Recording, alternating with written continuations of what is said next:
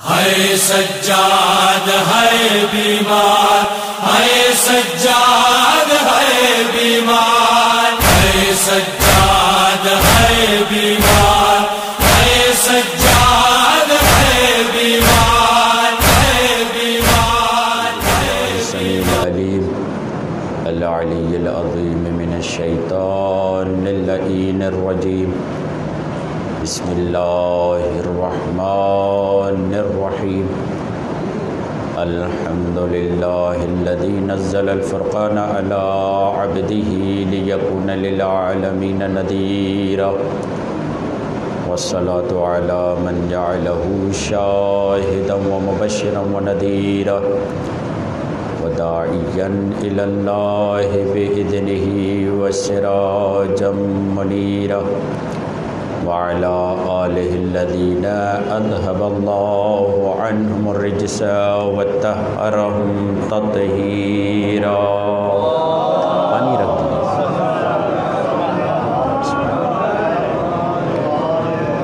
اللہم صلی وسلم وزد وبارک علی صاحب دعوت النبویہ وصولة الحیدریة والعصمة الفاطمیہ والحلم الحسنیة والشجاعة الحسینیة والعبادة السجادیة والمآثر الباقریة والآثار الجعفریة والعلوم القاظمیة والحجج الرضویة والجود التقویة والنقاوة النقویة والہیبة العسکریة والغیبة الہیہ اعنی بقیت اللہ فی الارض روحی وارواح العالمین لتراب مقدمہ الفدا ولعنت اللہ علی اعدائہم اجمعین من یومنا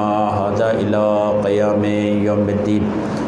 رب اشرح لی صدری ویسر لی امری واحلل عقدۃ من لسانی یفقہوا قولی اما بعد فقد قال اللہ سبحانہ وتعالی فی کتابہ المجید وفرقانہ الحمید وقولہ الحق۔ بسم اللہ الرحمن الرحیم۔ التائبون العابدون الحامدون السائحون الراکعون الساجدون الآمرون بالمعروف والناہون عن المنکر والحافظون لحدود اللہ وبشر المؤمنین۔ صلوات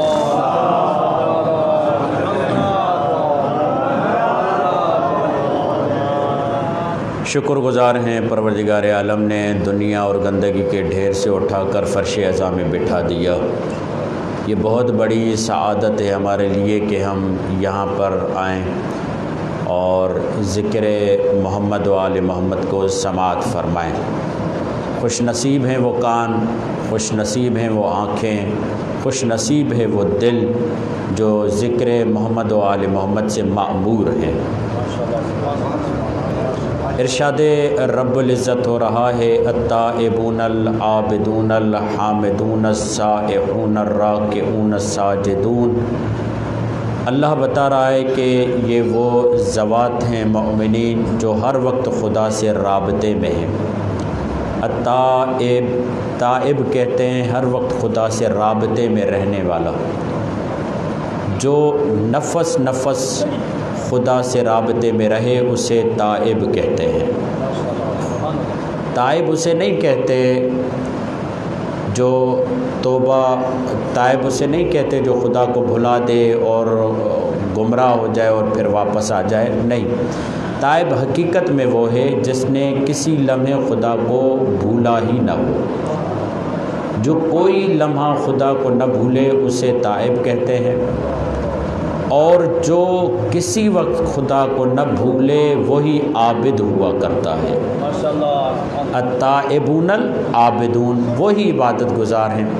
عبادت گزار وہ ہیں جو خدا کو نہیں بھولتے، اور یہ جو صفتیں ہیں التائب، العابد، الحامد، السائح، الراکع، الساجد، یہ 6 صفتیں اور اس کے بعد 3 اور صفتیں، یہ 9 صفتیں اگر مرکب صورت میں، مجسّہ صورت میں، مجسم صورت میں آئیں تو سید سجاد بنتے ہیں۔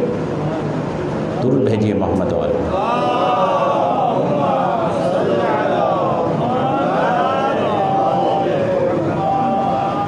توجہ ہے آپ حضرات کی، یعنی یہ 9 صفتیں جب مجسم صورت میں آئیں تو سید سجاد کی ذات بنتی ہے۔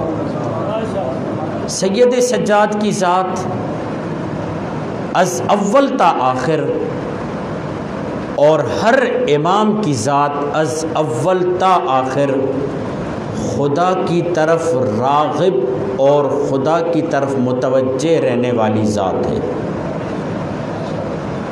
ایک لمحے کے لیے بھی وہ خدا سے غافل نہیں ہوتے تھے۔ اور بعض اوقات ہم سے پوچھا جاتا ہے نا، تو پھر آئمہ استغفر اللہ ربی واتوب الیہ کیوں پڑھتے ہیں؟ اس کی 2 وجہ ہیں۔ استغفر اللہ ضروری نہیں ہے کہ جو گناہ کرے وہ پڑھے، توجہ رکھیے گا۔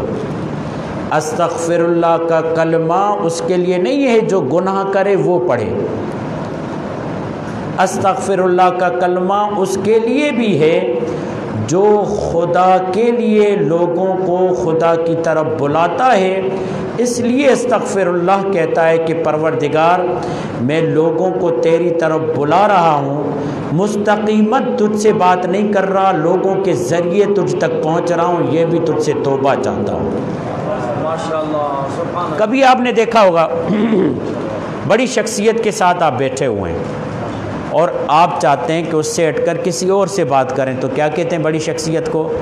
قبلہ معذرت ذرا میں اس سے بات کر لوں، بات کر بھی اس کے بارے میں رہیں، مگر آپ ان سے کیوں معذرت کرتے ہیں؟ معاف کیجیے گا مجھے، میری عذر خواہی کو قبول کیجیے گا، میں اس سے بات کروں۔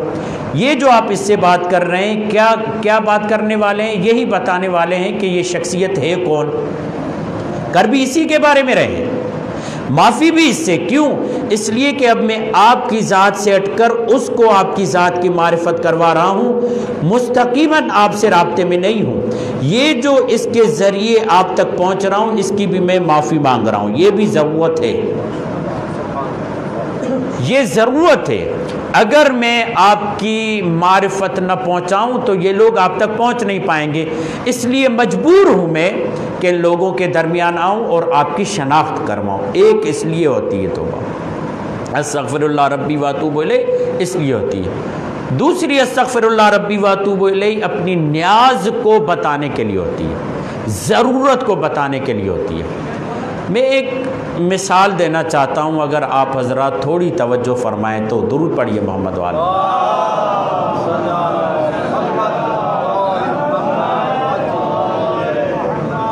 دیکھیں، ایک آدمی کے پاس اس کے نیچے 10 لوگ کام کرتے ہیں، 10 لوگوں کے روزگار، 10 لوگوں کی ضروریات، 10 لوگوں تک روٹی پہنچانا، 10 لوگوں تک پانی پہنچانا، 10 لوگوں کے معاملات اس کے ہاتھ میں ہیں۔ یہ ضرورت مند ہے کتنا؟ 10 لوگوں جتنا، مگر ایک آدمی وہ ہے جس کے نیچے 100 لوگ کام کرتے ہیں۔ یہ ضرورت مند کتنا ہے؟ 100 لوگوں جتنا، کہ 100 لوگوں جتنا ملے گا تو 100 لوگوں کو دے گا، یعنی جتنا جتنا یہ کیپیسٹی، یہ کوانٹٹی بڑھتی جائے گی، اس کی نیاز مندی کی کوالٹی بڑھتی جائے گی۔ توجہ فرمائیے، اگر ایک وزیر اعلیٰ ہے تو اس کی محتاجی، یعنی کس معنی میں کہ مجھے اپنے پورے صوبے کو سنبھالنا ہے، اور ایک وزیر اعظم ہے، اس کی نیاز مندی کس معنی میں کہ مجھے پورا ملک سنبھالنا ہے۔ اب پورے ملک کو سنبھالنے کے لیے اوپر اسے کچھ چاہیے، اس لیے اوپر سے اس کا رابطہ ہونا ضروری ہے۔ اہل بیت علیہ السلام، اور یہ یاد رکھیے، جس کی جتنی نیاز بڑھتی جاتی ہے وہ اتنا اتنا خدا کے قریب ہوتا جاتا ہے۔ اہل بیت علیہم وہ ذوات ہیں جن کے ذریعے پروردگار کائنات تک فیض پہنچا رہا ہے۔ جب کائنات تک فیض پہنچا رہا ہے، جتنا یہ خدا سے رابطے میں رہیں گے اتنا اچھے انداز سے کائنات کو فیض ملتا رہے گا۔ درود بھیجیے محمد والے۔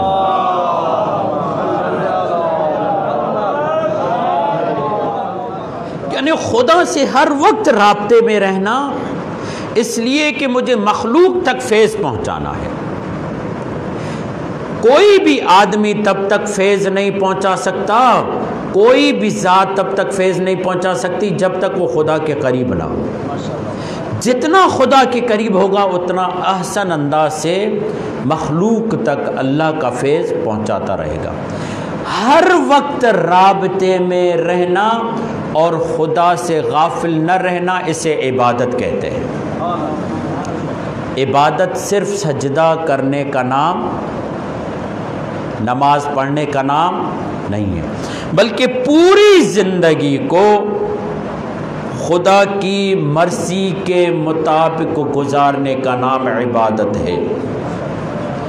ممکن ہے ایک آدمی مسجد میں ہو مگر عبادت نہ ہو، ممکن ہے ایک آدمی دھوپ کے نیچے گرمی میں تپش میں پسینہ بہا رہا ہے، محنت کر رہا ہے، وہ عبادت ہو۔ یہی تو وجہ تھی کہ رسول خدا جب ایک جگہ پر گئے تو بہت سارے لوگ ملنے آئے۔ جب ملنے آئے عمرا رؤسا، تو اس میں سب رسول خدا سے ہاتھ ملا رہے تھے۔ جب سب ہاتھ ملا رہے تھے، رسول خدا کے ہاتھ کا بوسہ لے رہے تھے، تو ایک مرتبہ یہ ہوا کہ رسول خدا نے کسی کا بوسہ لے لیا۔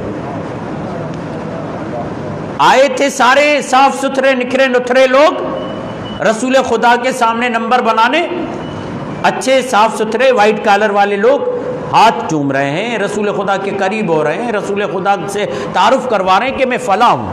مگر ایک آدمی ہے، فقیر غریب سا آدمی، تعارف نہیں کروا رہا، ہاتھ ملایا، بجائے اس کے کہ رسول خدا کے وہ ہاتھ چومتا، فوراً رسول خدا نے اس کے ہاتھ چوم لیے۔ کہا یا رسول اللہ یہ کیا کر دیا آپ نے؟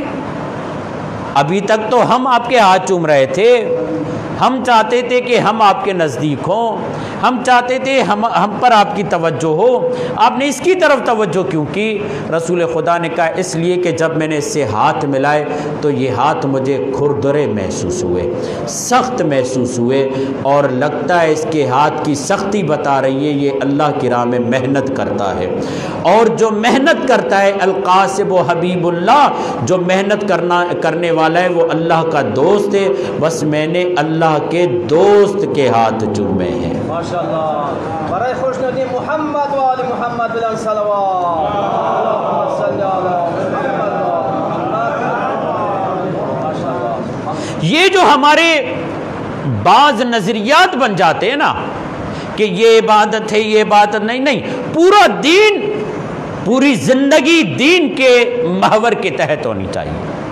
جو بھی قدم اٹھے، مولا سجاد کی زندگی سے جو ہمیں درس ملتا ہے، جو بھی قدم اٹھے وہ دین کی رضایت کے لیے اٹھے، جو بھی قدم اٹھے وہ خدا کی رغبت کے لیے اٹھے، جو بھی قدم اٹھے وہ خدا کی محبت میں اٹھے۔ یاد رکھیے اب تری اس کے لیے ہے، تباہی اس کے لیے ہے جو صرف خدا کو نہیں بھولتا، اپنی ذات کو بھی بھلا دیتا ہے۔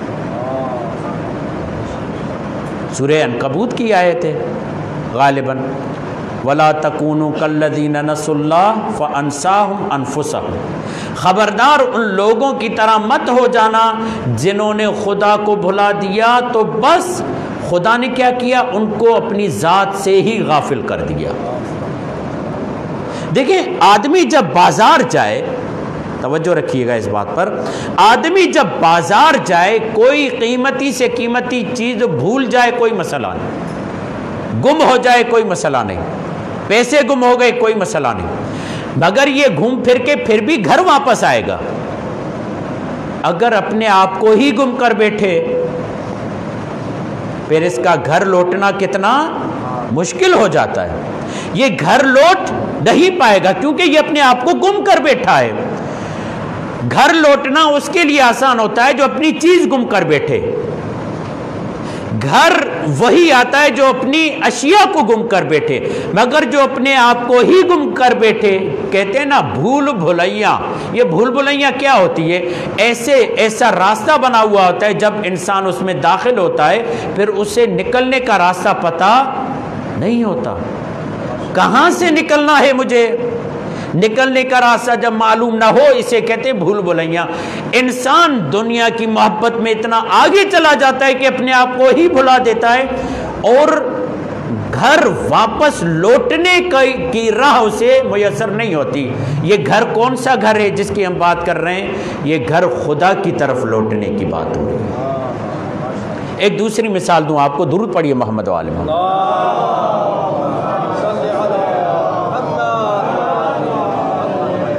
بازار میں بچہ ماں کے ساتھ جاتا ہے، انگلی پکڑی ہوئی ہے، جا رہا ہے. ایک مرتبہ اس نے کھلونے دیکھے، رنگ برنگین چیزیں دیکھی، غبارے دیکھے، یہ وہ. ماں کی انگلی کو چھوڑا اور بازار میں بہو ہو گیا. تھوڑی دیر کے بعد دیکھا اب ماں مل نہیں رہی. اب یہ لوگوں کو یہ کہتا ہے کہ لوگوں میری ماں گم ہو گئی ہے، مجھے ڈھونڈ کر دکھاؤ. آیا یہ درست کہتا ہے؟ کون گم ہوا ہے؟ ماں گم ہوئی ہے یا خود گم ہوا ہے؟ توجہ فرمائیں. یہ خود گم ہوا ہے، ماں گم نہیں ہوئی. اس نے اپنی ماں کا ہاتھ چھوڑا تھا. اس کی ماں تو باشعور ہے، اس کی ماں تو عقل رکھتی ہے. اس نے دنیا کی رنگینی میں آ کر، چند کھلونوں میں آ کر، اپنی لذت محدود چیزوں میں دیکھ کر اپنی ماں کی انگلی کو چھوڑا ہے. اب یہ گم ہوا، لوگوں کو یہ کہہ رہا ہے کہ میری ماں گم ہو گئی ہے. اللہ بھی یہی کہتا ہے میں گم نہیں ہوا، تو گم ہو گیا ہے. محمد وآل محمد بلند صلوات. اللهم صل على محمد وآل محمد. یا ایھا الانسان ما غرک بربک الکریم. اے انسان، تجھے اپنے رب کریم سے کس چیز نے غافل کر دیا؟ تمہارا رب تجھ سے دور نہیں. بات خدا کے قربت کی نہیں، بات میری قربت کی ہے کہ میں کتنا خدا کے قریب ہوں. خدا تو قریب ہے. ایک عظیم مفکر ڈاکٹر علی شریعتی، اختلافات اس سے اپنی جگہ پر، اس نے ایک کتاب لکھی تھی جس کا اس نے نام رکھا تھا تنہائی، اور اس کو تحلیل کیا تھا سید سجاد کی دعاؤں سے. بعد میں اس نے اسی مقالے میں لکھا کہ مجھے تنہائی نام نہیں رکھنا چاہیے تھا. توجہ ہے آپ حضرات؟ مجھے تنہائی نام نہیں رکھنا چاہیے تھا. پوچھا گیا پھر کیا رکھنا چاہیے تھا؟ کہا مجھے جدائی نام رکھنا چاہیے تھا. میں تنہا تھا کب؟ میں تھا یہ جو خدا سے جدا ہو رہا تھا اور عارضی لذتوں میں پھنسا جا رہا تھا. جب انسان عارضی لذتوں میں پھنس جائے پھر اخروی لذتیں مزہ نہیں دیتی. کل یہیں سے ہم آگے بڑھے تھے. لذتوں سے انسان کے ایمان کا پتہ چلتا ہے، لذتوں سے انسان کے شخصیت کا پتہ چلتا ہے، لذتوں سے انسان کا پتہ چلتا ہے کہ وہ کہاں کھڑا ہے. اگر بچوں والی چیزوں سے لذت آتی ہے تو یہ ابھی بچہ ہے. اور یہ یاد رکھیے گا، کچھ لذتیں بعض لذتوں کو محسوس نہیں ہونے دیتی. مثال دو، مثال یہ کہ چائے آتی ہے، چائے، اور اس سے پہلے لڈو آ جائے، رس گلہ آ جائے. اب آپ کے منہ میں پانی آ جائے تو میرا قصور نہیں ہے. رس گلہ آ جائے، آپ نے رس گلہ کھایا، اس کے بعد آپ نے چائے پی، آپ کہہ رہے ہیں چائے مجھے پھیکی لگ رہی ہے. چائے پھیکی لگ رہی ہے، حالانکہ پھیکی نہیں ہوتی. ہم کہہ رہے ہیں بھائی چائے پھیکی نہیں ہے، میٹھی ہے. کہہ رہے ہیں نہیں مجھے پھیکی لگ رہی. کیوں پھیکی لگ رہی ہے؟ اس لیے کہ آپ نے پہلے کھایا ہے رس گلہ. رس گلے کھانے کی وجہ سے اب چائے کا ٹیسٹ آپ کو محسوس نہیں ہو رہا. کچھ لذتیں بعض لذتوں کو محسوس ہونے ہی نہیں دیتی. اس سے آسان مثال دوں، کچھ چیزیں بعض چیزوں کی لذت کو ہی الٹا کر کے پیش کرتی ہیں۔ آپ کہیں گے مولانا ایسا بھی ہوتا ہے؟ بالکل، دو مثالیں دیتا ہوں۔ ایک آدمی کو آپ پانی دیں، پانی پینے لگا، اسے پانی کڑوا لگا، کہا یہ تو پانی کڑوا ہے، تو آپ کہیں گے پانی میٹھا ہے، تمہاری طبیعت خراب ہے۔ کس کو پانی کڑوا لگتا ہے؟ یہ 10 لوگ پی رہے ہیں، سب کو میٹھا لگ رہا ہے، تمہیں کڑوا لگ رہا ہے، اس کا مطلب تمہیں بخار ہے، تمہاری طبیعت خراب ہے۔ جہاں طبیعتیں خراب ہوں، بدن بیمار ہو، وہاں پر پانی کی لذت محسوس نہیں ہوتی۔ جہاں پر روح بیمار ہو، وہاں پر عبادت کی بھی لذت محسوس نہیں ہوتی۔ بر محمد و آل محمد بلند صلوات۔ دوسری مثال، بھائی سگریٹ نوشی کرنے والے، ان کو کہا جاتا ہے آپ سگریٹ چھوڑنا چاہتے ہیں، ایک چیونگم آتی ہے، وہ چبا لیں آپ، اور اس کے بعد جب آپ کش بھریں گے تو وہ دھواں آپ کو تکلیف دے گا، اذیت دے گا، آپ اس طریقے سے اسے چھوٹ جائیں گے۔ تو وہ ہمارے ایک دوست ہیں آغا فقیر الشق، تو انہوں نے کہا مولانا ایک عادت سے جان چھوٹی، یہ دوسری عادت گلے پڑ گئی۔ جی پہلے یہ تھا کہ ہم سگریٹ نہیں پئیں گے، وہ تو چھوڑ دی، مگر یہ چیونگم اب خرچہ وہاں بھی ہو رہا تھا، یہاں بھی ہو رہا ہے۔ درود بھیجیے محمد والے محمد۔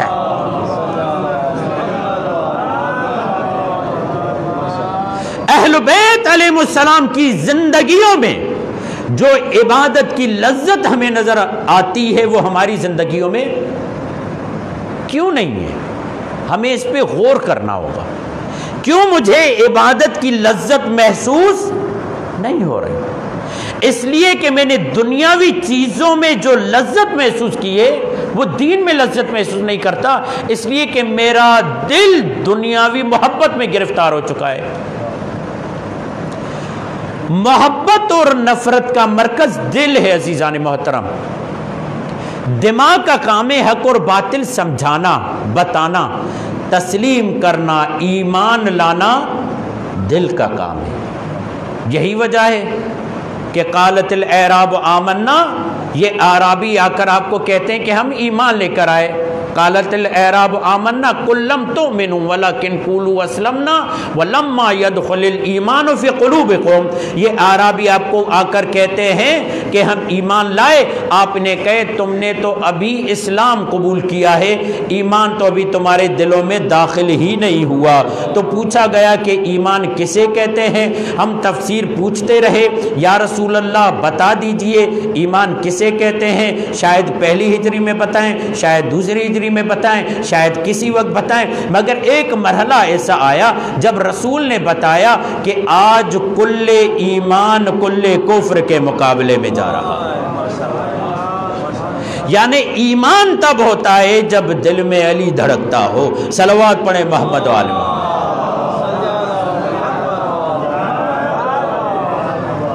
یہ عبادتیں لذت اب دیتی ہیں جب علی سے محبت ہو، اہل بیت سے محبت ہو۔ صرف اہل بیت سے محبت کا دعویٰ نہیں، اس پر عمل بھی ہو۔ اگر انسان عمل کرے گا تو یہ عبادتیں اسے لذت دیں گی۔ درود بھیجیے محمد والے۔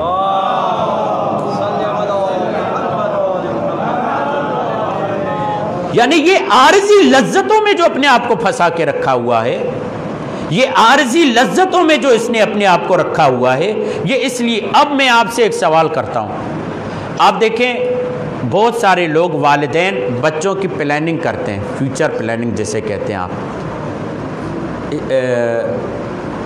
تصور کرتے ہیں کہ میرا بچہ انجینئر بنے، تصور کرتے ہیں کہ میرا بچہ ڈاکٹر بنے۔ یہ تصور انہیں لذت دیتا ہے، لذت دیتا ہے کہ نہیں؟ جی توجہ فرما رہے ہیں؟ لذت دیتا ہے کہ نہیں؟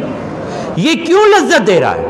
وہیں پر میں آپ سے سوال کرتا ہوں، اگر یہیں پر میں آپ کو کہوں آپ تصور کریں میرا بچہ عالم بن گیا ہے، یہ تصور کرنا آپ کو ویسا ہی لذت دے رہا ہے جیسا انجینئر کا تصور کر رہے تھے، جیسے ڈاکٹر بننے کا تصور کر رہے تھے؟ اس کا مطلب دین ہماری زبانوں پہ ہے اور دل میں دنیا بستی ہے۔ اگر دل میں دین بستا تو عالم دین کے عنوان پر مجھے زیادہ لذت ملتی۔ بہت سارے لوگ ہم سے آ کر شکایت کرتے مولانا اچھے مولانا نہیں ہے، اچھے مولانا نہیں ہے تو گھر سے مولانا بنائیے، اچھے نکالیے۔ مولاناؤں سے تو شکایت رہتی ہے لوگوں کو۔ کون سی مسجد ہے جہاں پر پیش نماز پڑھنے والے کے پیچھے چند لوگ ایسے ہوں جو نماز نہ پڑھتے ہوں؟ 10 12 14 سال تو مجھے ہی ہو گئے، یاسو بھائی بھی جانتے ہیں، کھارا در میں بھی تھا، ایف سی ایریا میں بھی تھا، پھر خیرپور میں بھی، ادھر ادھر کوئی نہ کوئی مسئلہ ضرور ہوتا ہے۔ بھلی کوئی ایسا کام نہ دیکھا ہو جو عدالت کو توڑنے والا ہو، اگر کوئی ایسا کام دیکھے تو وہ تو اسے مسجد میں رہائے گا ہی نہیں، کیونکہ وہ تو چاہتا ہی نہیں، جب نماز ہی نہیں پڑھتا تو کیا چاہتا ہے کہ یہ یہاں سے جائے۔ اگر کوئی ایسا کام جو عدالت سے ہٹ کر ہو تو پھر تو اس میں مسجد میں رہنا بھی اس کا حق نہیں بنتا۔ یہ مسائل ہیں۔ آپ اپنے گھر سے عالم نہیں نکال رہے، ڈاکٹر کا محسوس کر کے حس محسوس کر رہے ہیں، لذت محسوس کر رہے ہیں، انجینئر کا محسوس کر کے لذت محسوس کر رہے ہیں۔ اب ہم اپنے آپ سے پوچھیں، اگر آج کا حسین ہم سے مطالبہ کرے کہ ہمیں اپنے گھر سے عالم دو، ہمیں اپنے گھر سے طالب علم دو، ہمیں اپنے گھر سے سپاہی دو، تو میں ڈاکٹر تو دوں، انجینئر تو دوں، مگر عالم نہ دوں۔ یہ کیسا میں دین سے محبت کرنے والا ہوں؟ یہ میری لذتیں مجھے بتا رہی ہیں کہ میں کس طرف جا رہا ہوں۔ یہ میری فکر مجھے بتا رہی ہے کہ میں کس طریقے سے دین کو ہینڈل کر رہا ہوں۔ یعنی دین سے اتنا جڑا ہوا ہوں جتنا دین مجھے فائدہ پہنچا رہا ہے۔ اور نماز بھی پڑھتے ہیں تو دوسروں پہ احسان کرتے ہیں، نماز پڑھیے تو دوسرا سلام کیوں نہیں کر رہا مجھے، میں نماز پڑھنے والا ہوں۔ فلاں دکاندار کے پاس جاؤں گا، ٹوپی میرے سر پہ ہے، نمازی ہوں، وہ میرے ساتھ رعایت کرے۔ بھائی نماز اس کے لیے پڑھ رہے ہو یا خدا کے لیے؟ رسول خدا کی سنت رہی ہے۔ آپ کی خاص سنتوں میں سے ایک سنت یہ کہ آپ چھوٹوں کو سلام کیا کرتے تھے۔ پوچھا گیا یا رسول اللہ یہ آپ کیوں کرتے ہیں؟ گویا کہ جواب ملا میں اپنی امت کو بتا رہا ہوں عبادت سے بڑائی نہیں عاجزی آتی ہے۔ ماشاءاللہ بر محمد و آل محمد بلند صلوات۔ یہ جو صحیح علاج نہیں ہو رہا ہے عبادت سے، یہ جو لذت نہیں مل رہی عبادت سے، سید سجاد کو کتنی لذت ملتی ہے عبادت سے، علی مولا کو کتنی لذت ملتی ہے نماز سے۔ کہ آپ دیکھیں سید سجاد جب نماز میں کھڑے رہتے، دو واقعات۔ ایک واقعہ یہ کہ جب آپ نماز میں تھے تو کہتے ہیں شیطان اژدہا بن کر، سانپ بن کر آپ کے پیر کے انگوٹھے کو چبانے لگا اور سوچنے لگا کہ یہ اذیت آپ سے نماز کی لذت کو چھین لے گی، مگر یہ امام علی کا پوتا ہے، وہ میدان جنگ میں نماز پڑھے، تیر لگے تو تیر کی اذیت نماز کی لذت کو کم نہیں کرتی۔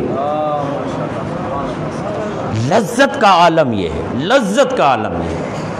بہت ساری، میں نے کل بھی یہ جملہ کہا تھا نا کہ جب انسان، یہ اس لیے جملہ کہہ رہا ہوں کیونکہ قریب ہے، سمجھ میں آنے والا جملہ ہے۔ جب انسان مکتب عشق میں ہوتا ہے تو بہت ساری اذیتیں لذت میں بدل جاتی ہیں۔ وہ اذیت نہیں، لذت ہوتی ہے، وہ اذیت نہیں بلکہ محبت کا امتحان ہوتا ہے۔ جو خدا کی محبت کے امتحان میں تھے، نماز پڑھ رہے تھے، تیر آ رہے تھے، پتہ نہیں چل رہا تھا، کیوں؟ اس لیے کہ عبادت کی لذت تھی۔ حسین مولا سجدہ کر رہے ہیں، نماز کی لذت یہ ہے، تیر آ رہے ہیں، بھالے آ رہے ہیں، نیزے آ رہے ہیں، مگر حسین اللہ کی عبادت میں ماہر ہے۔ یہ اسی کا بیٹا ہے، حسین کا بیٹا ہے، علی کا پوتا ہے۔ جب بڑی کوشش کی شیطان نے اور توجہ نہ ہٹا سکا تو آخر کار شیطان تھک گیا، علی کا پوتا جیت گیا۔ تو ہمیں کیا پیغام مل رہا ہے؟ پیغام یہ مل رہا ہے کہ علی اور علی کے چاہنے والے جیتتے ہیں، دشمن ہار جاتا ہے۔ تو جب یہ تھک ہار کے چلا گیا تو عالم غیب سے آواز آئی انت زین العابدین، خدا کی قسم تو ہی عبادت گزاروں کی زینت ہے۔ ایسی زینت ہو تو لذت ملتی ہے، ایسی زینت ہو تو لذت ملتی ہے۔ نماز پڑھ رہے ہیں، آپ کی ابا زمین پہ گر گئی، نماز کے بعد کسی نے کہا مولا آپ نے ابا کو نہیں سنبھالا؟ کہا میں خدا کے حضور میں تھا یا ابا کو سنبھالتا؟ خدا کے حضور، سب ائمہ، میں نے کہا نا ہر وقت یہ خدا کے حضور میں ہو۔ امام زین العابدین ائمہ کے لیے یہ ملتا ہے جب بھی، حالانکہ یہ ہر وقت اللہ کے حضور میں ہوتے ہیں، ہمیں عالم محضر خدا، یعنی ایسا نہیں ہے جو کیفیت ہماری مسجد میں ہوتی ہے ان کی کیفیت مسجد کے باہر بھی وہی ہوتی ہے، اس وقت اللہ کے محضر میں ہوتے ہیں، اور جو اللہ کے محضر بھی گناہ کا سوچ، ایسا نہیں ہے کہ میں مسجد میں آیا تو گالی نہیں دوں گا، مسجد سے قدم نکالا نہیں زبان سے گالی نکلی، یہ ہم اور آپ ہیں کہ مسجد میں رویہ الگ، باہر رویہ الگ۔ ائمہ کے لیے جیسے رسول خدا نے کہا جعلت لی الارض مسجدا، اللہ نے پوری زمین کو میرے لیے مسجد بنا دیا ہے، سجدہ گاہ بنا دیا ہے۔ جعلت لی الارض مسجدا، پوری مٹی میرے لیے پاک ہے، ہر مٹی پہ میں سجدہ کر سکتا ہوں، یعنی ہر جگہ پر وہ خدا کے حضور کو محسوس کرتے ہیں۔ جب یہ کیفیت دل پر طاری ہو انسان گناہ کی طرف نہیں بڑھتا، پھر اللہ کے حضور کو محسوس کرتا ہے۔ مسجد میں اللہ کے حضور کو محسوس کرتے ہیں، اسی طریقے امام بارگاہ یا مجلس میں امام کے حضور کو محسوس کرتے ہیں، ایسا ہے کہ نہیں؟ جب ہم مجلس میں آتے ہیں تو ہمیں امام کا حضور محسوس ہوتا ہے کہ امام موجود ہے۔ اچھا، جس کی ہر وقت توجہ یہ ہو خدا کی طرف، پھر دنیا کی چیزیں اسے اپنی طرف راغب نہیں کرتی، پھر وہ دنیا کی چیزوں میں گم نہیں ہو جاتا، پھر کوئی چیز اسے گم نہیں کر پاتی، بلکہ ہر وقت خدا کا حضور اس پر رہتا ہے، خدا کی توجہ اور اس کی خدا پر توجہ رہتی ہے۔ اب ہر جگہ پر رہے، خدا سے غافل نہیں رہتا۔ یہی زہد کی تعریف ہے، یہی عبادت کی تعریف ہے، یہی تقوی کی تعریف، یعنی جو انسان خدا سے غافل نہ ہو، زہد سے غافل نہ ہو۔ عبادت کی تعریف جو خدا سے غافل نہ ہو۔ اگر آپ مزدوری کر رہے ہیں خدا سے غافل نہیں تو عبادت ہے، اگر آپ پانی بھر کے کسی عبادت ہے، یعنی جو کچھ کر رہے ہیں خدا کے لیے کر رہے ہیں، یہ عبادت ہے۔ آغائی احمد نراکی، اس سے پہلے کہ آغائی احمد نراکی کا واقعہ سناؤ، ایک اور واقعہ شہید مطہری نے بیان کیا ہے اور ملتا جلتا واقعہ ہے۔ وہ یہ کہ ایک آدمی بہت بڑا عارف معروف تھا، مشہور تھا، عبادت گزار، اس کے ملنے کے لیے اس کے ذہن میں یہ تھا کہ عارف عبادت گزار کا مطلب یہ ہے کہ اس نے دنیا کو چھوڑ دیا ہوگا، دنیا کو میں بیٹھ کر عبادت کر رہا ہوگا، کوئی کسی سے ملتا جلتا نہیں ہوگا، کسی سے بات نہیں کرتا ہوگا، اور بس جو ہے دنیا سے تعلق ہوگا۔ تو جب یہ آیا تو دیکھا کہ نوکر چاکر دنیا کی ساری آسائشیں اس کے پاس موجود ہیں۔ یہ پریشان ہو گیا کہ یہ کیسا عارف ہے، دنیا کی ہر سہولت اس کے پاس موجود ہے،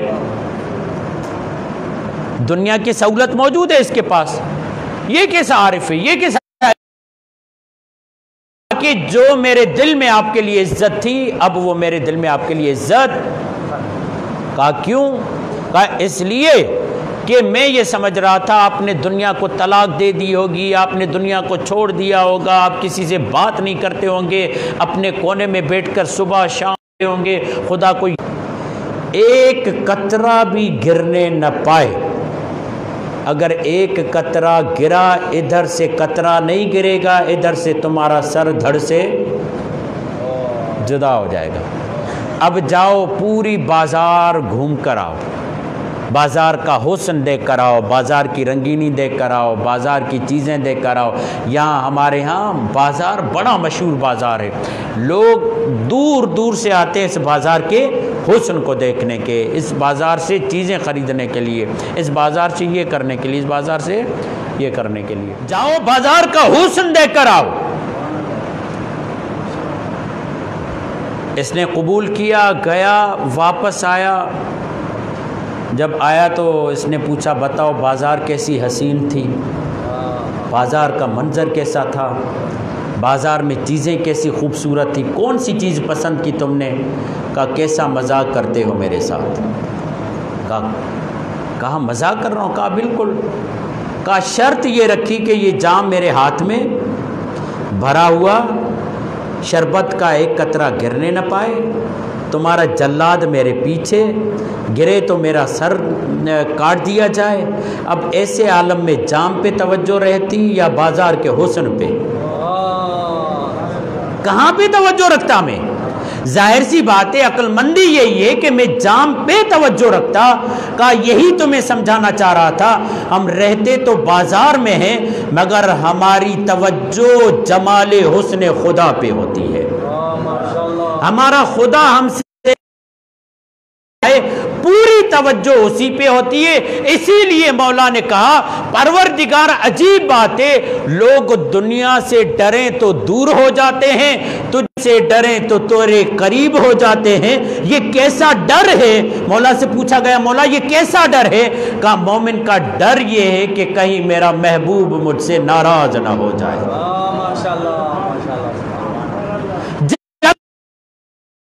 جب آ جائے، جب اس انداز سے دل خدا کی طرف مائل ہو جائیں تو لمحہ لمحہ عبادت ہو جاتا ہے۔ درود بھیجیے محمد والے۔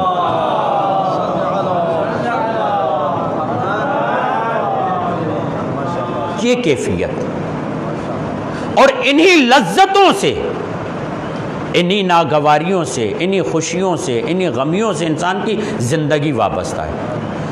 کچھ لذتیں وہ ہیں جو انسان کو مردہ بنا دیتی ہیں، اور کچھ لذتیں وہ جو انسان کو زندہ رکھتی ہیں۔ عبادت کی لذت انسان کو زندہ رکھے گی، مگر یہ لذت کب محسوس ہوگی؟ جب ہم دنیا کو ترک کریں۔ کس معنی میں؟ اس کی محبت میں شکار نہ ہوں، اس کا استعمال کریں۔ کچھ خوشیاں ہمیں مردہ بنا دیتی ہیں، کچھ خوشیاں صرف ہمیں زندہ نہیں رکھتی بلکہ دین کو زندہ بنا دیتی ہیں۔ یہی وجہ ہے جب ہمارا عمل مکمل ہوتا ہے تو اللہ خوشی رکھتا ہے۔ کون سی؟ عید کی خوشی۔ وہ عمل، روزے کا عمل جب مکمل ہوتا ہے تو اللہ کہتا ہے 30 روزے مکمل کیے، اب تمہارے لیے عید ہے۔ ہم عید کرتے، اس میں صرف عمل کے بچانے کی خوشی ہوتی ہے، مگر ایک مرحلہ وہاں ہے جہاں پر اللہ نے کہا ہے خوش ہوگے، کسی کو کھانا کھلاؤ گے تو 1.25 لاکھ انبیاء کو کھانا کھلانے کے برابر ہے، کسی کو ہاتھ ملاؤ گے تو 1.25 لاکھ انبیاء سے ہاتھ ملانے کے برابر ہے، کسی کو دیکھو گے تو 1.25 لاکھ انبیاء کو دیکھنے کے برابر ہے۔ کہا وہ کون سا دن ہے؟ وہ غدیر کا دن ہے۔ یعنی غدیر کے دن وہ خوشی ہے جس میں صرف مومن زندہ نہیں ہوتا، خود دین زندہ ہوتا ہے، خود دین کو بقا ملتی ہے۔ جب دین کو، اور جس دن آپ کھانا ایک مومن کو کھلا رہے ہیں ثواب 1.25 لاکھ انبیاء کا مل رہا ہے، ہاتھ ایک مومن سے ملا رہے ہیں ثواب 1.25 لاکھ مومن کا انبیاء کا مل رہا ہے، زیارت ایک مومن کی کر رہے ہیں ثواب 1.25 لاکھ انبیاء کی زیارت کا مل رہا ہے۔ کیوں؟ کہا اس لیے کہ غدیر کا دن ہے انبیاء کے مقصد کو زندہ کرنا، اور اگر غدیر کے دن تم نے اس نیت سے مومن کی زیارت کی، مومن کو لقمہ کھلایا، مومن کے ساتھ ہاتھ ملایا، گویا کہ 1.25 لاکھ انبیاء کو زندہ کیا، 1.25 لاکھ انبیاء کے مقصد کو زندہ کیا۔ اسی لیے اس دن خوشی منانا 1.25 لاکھ انبیاء کی خوشی کے برابر ہے۔ برائے خوشنودی مولا کائنات بلند صلوات۔ اسی لیے 2 چیزیں، خوشی علی کی، غم حسین کا، صرف انسان کو زندہ نہیں رکھتا، دین کو زندہ رکھتا ہے۔ اسی لیے کہا گیا ہے لیو لائک علی ڈائی لائک حسین، جیو علی کی طرح مرو حسین کی طرح۔ کیوں؟ اس لیے کہ علی سے محبت، علی کی خوشی دین کو زندگی دیتی ہے، اور حسین کا غم ہمیں نہیں، دین کو زندگی دیتا ہے۔ میں ایک مثال دوں اور آگے بڑھتا ہوں۔ خوشیاں، لذتیں، غم، یہ ہم پر ہیں کہ ہم کیسی خوشیوں کو لے رہے ہیں، کیسی لذتوں کو لے رہے ہیں، کیسے غم کو لے رہے ہیں۔ اللہ نے کہا سورہ زخرف میں وَمَن يَعْشُ عَن ذِكْرِ الرَّحْمَنِ نُقَيِّضْ لَهُ شَيْطَانًا فَهُوَ لَهُ قَرِينٌ، جو اللہ کے ذکر سے منہ موڑے، رحمان کے ذکر سے منہ موڑے، رحمان اسے شیطان کا بھائی قرار دیتا ہے۔ کم از کم یہ تو ہو گیا جو اللہ کے ذکر سے منہ موڑے وہ شیطان کا بھائی ہے۔ اور پوچھئے رسول خدا سے، یا رسول اللہ، اللہ کا ذکر کیا ہے؟ زینوا مجالسکم بذکر علی ابن ابی طالب فإن ذکرہ ذکری وذکری ذکر اللہ وذکر اللہ عبادہ۔ علی کا ذکر رحمان کا ذکر ہے، بس جو رحمان کے ذکر سے دور ہے وہ شیطان کا بھائی ہے، یعنی جو علی سے دور ہے وہ شیطان کا بھائی ہے، کیونکہ علی کا ذکر زندگی دیکھتا ہے۔ یہاں پر ایک لفظ آیا ہے نقیض، ہم اسے شیطان کے حصار میں چھوڑ دیتے ہیں، اس کی پھر پرواہ نہیں کرتے، وہ شیطان کے حصار میں رہے، شیطان کے قلعے میں رہے۔ نقیض قیض سے، قاف دو نقطوں والا، یہ زواد، سواد کے بعد جو زواد آتا ہے وہ ضالین والا زواد۔ ایک بچے نے پوچھا تھا اپنے والد سے کہ یہ مولوی جب کہتا ہے غیر المغضوب علیہم ولا الضالین تو پیچھے والے الحمدللہ کیوں کہتے ہیں؟ کہتے ہیں الحمدللہ اس لیے کہتے ہیں کہ شکر ہے مولوی نے آسانی سے ذالین ادا کر دیا۔ درود بھیجیے محمد والے، کیونکہ تجوید میں مشکل ترین حرف ضالین ہے، 3-4 طریقے ہیں اس کے ضالین کے ادا کرنے کے۔ تو قیس کسے کہتے ہیں؟ انڈے کے اوپر جو سفید چھلکا ہوتا ہے اسے قیس کہتے ہیں، اور سونے اور چاندی کے درمیان جو اندر چھلکا ہوتا ہے وہ الگ ہے، یہ اوپر کی بات، وہ پردہ ہوتا ہے، یہ پورا چھلکا۔ اس کا کام کیا ہوتا ہے؟ اس کا کام یہ ہوتا ہے کہ باہر سے چیز اندر نہیں جانے دیتا، اندر سے چیز باہر نہیں نکلتی۔ اب آپ سے ایک چھوٹا سا سوال ہے، اگر یہ انڈا باہر سے ٹوٹے تو کس چیز کی علامت ہے؟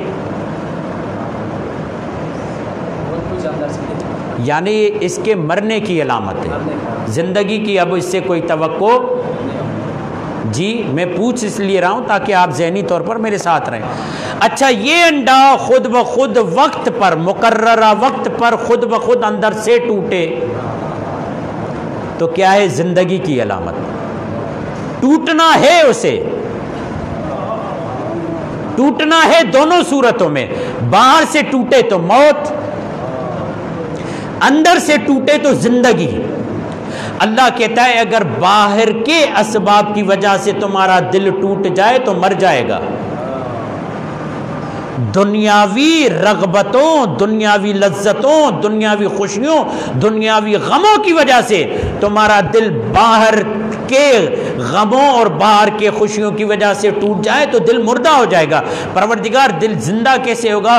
کہ اگر یہ دل اندر ہی اندر سے خدا اور حسین کی محبت میں ٹوٹنے لگے تو پھر یہ اس دل کی زندگی ہے۔ اسی لیے حدیث کا جملہ ملتا ہے مجھے ٹوٹے ہوئے دلوں میں ڈھونڈو۔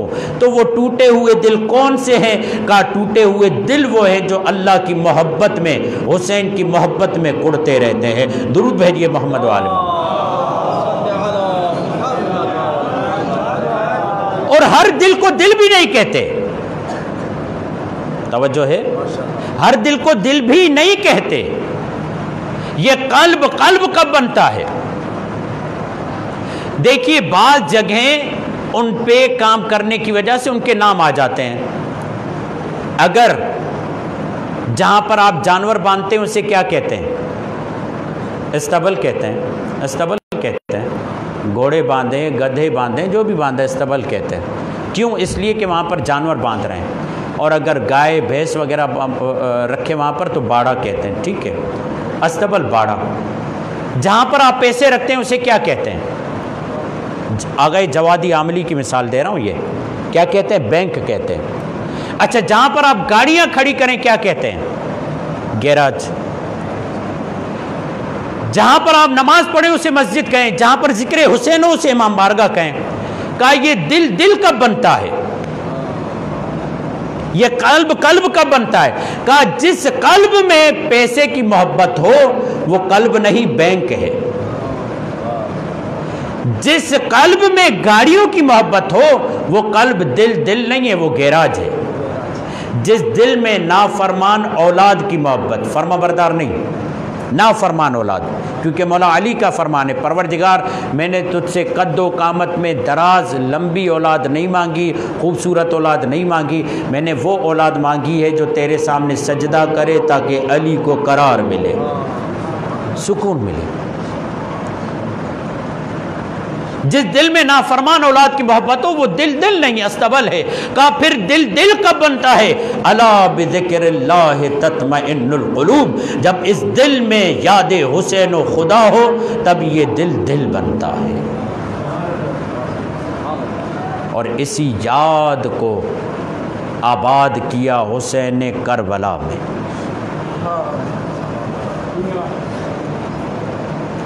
میرے دوستو، مولا سجاد کی زندگی سے جو آج ہمیں پیغام ملا وہ یہ ملا کہ ہر کام خدا کو ذہن میں رکھ کر انجام دو، پھر وہ دل بنتا ہے، پھر وہ ہر کام عبادت بن جاتا ہے۔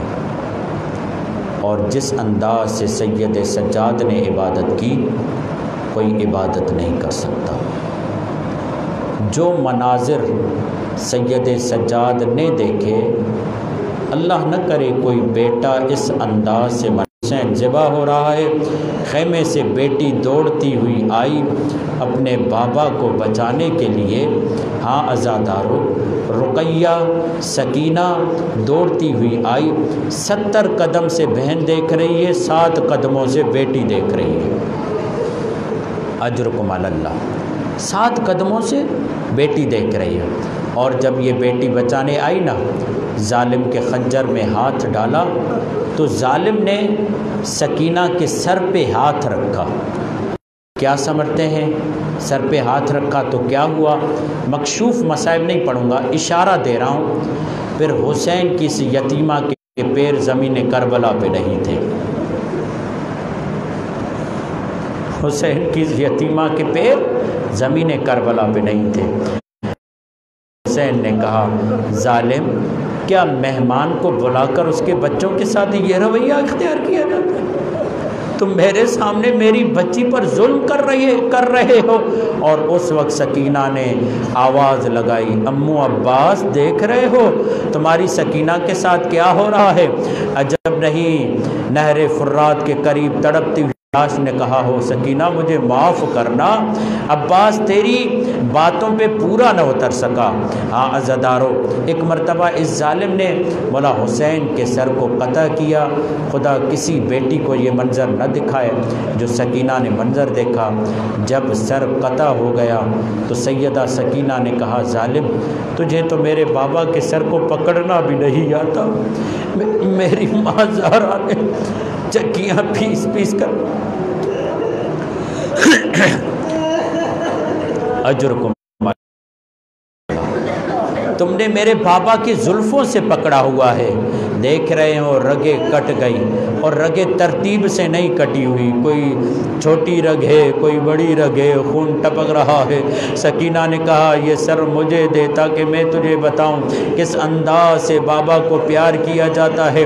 عزادارو، ظالم نے سر دیا، کیسے دیا؟ پھر میں اشارہ کروں گا، پرانے عزادار ہیں سمجھ جائیں گے۔ سر سکینہ کی گود میں نہیں آیا، زمین کربلا کی خاک اوپر اڑی اور ایک مرتبہ سکینہ اپنے بابا کے سر پہ گری اور رو کر کہتی ہے بابا یہ مرنے کے بعد بھی آپ کا ادب نہیں کرتے، یہ مرنے کے بعد بھی آپ کے سر کا احترام نہیں کرتے۔ عزادارو ایک جملہ سید سجاد کے حوالے سے، ہاں ہر بیٹا یہ چاہتا ہے اپنے بابا کو دفنائے، ہر بیٹا یہ چاہتا ہے اپنے بابا کو کفن دے، موجود نہ ہو تو اسے بڑا دکھ ہوتا ہے۔ سید سجاد ایسا نہیں ہے کہ موجود نہیں تھے، موجود تھے مگر اپنے بابا کو دفنا نہ سکے، اپنے بابا کو کفن نہ دے سکے۔ ظلم پر ظلم یہ ہے عزادارو، حبیب ابن مظاہر کا بیٹا میں موجود نہیں تھا، 13 سے 18 سال کی عمر کا بیٹا، تذکرۃ الشہداء کی روایت بعد میں آیا تو اسے پتا چلا میرا باپ مارا گیا ہے، دوڑتا ہوا آیا کوفے میں، اسے اپنے بابا کا سر ملا، کوفے کی طرف یہ قافلہ جا رہا تھا تو ایک مرتبہ ظالم کو آ کر کہا ظالم میرے بابا کا سر مجھے دے دو، میں قاسم ابن حبیب ہوں، حبیب کا بیٹا ہوں۔ کہا کیا کرو گے سر؟ کہا بیٹے کے لیے یہی بات بڑی ہے کہ اس کا باپ، اس کا بیٹا جوان موجود ہو اور اس کے باپ کا سر نوکے نیزہ پر بلند ہو، میرے لیے جیتے جیتے مر جانا بہتر ہے۔ ارے میرے ہوتے ہوئے میرے بابا کا سر نوکے نیزہ پر ہو، ارے یہ صحیح نہیں ہے، میں تمہیں جتنے پیسے چاہیے دوں گا۔ اس نے کہا نہیں نہیں مجھے پیسے تم سے نہیں، عبید اللہ ابن زیاد سے چاہیے۔ اس نے سر نہیں دیا۔ ایک مرتبہ معاملہ یہ ہوا کہ یہ طاق میں تھا، کہیں مجھے یہ اپنے بابا کا سر مل جائے۔ ایک مرتبہ طاق میں تھا اور راستے سے گزرتے ہوئے اسے موقع ملا، اس نے اپنے بابا کا سر چھینا، اپنے سینے سے لگایا، دوڑتا ہوا کہتا ہوا جاتا ہے جس کا جوان بیٹا زندہ ہو اس کے باپ کے، اس کے بوڑھے باپ کا سر نوکے نیزہ پر اچھا نہیں لگتا۔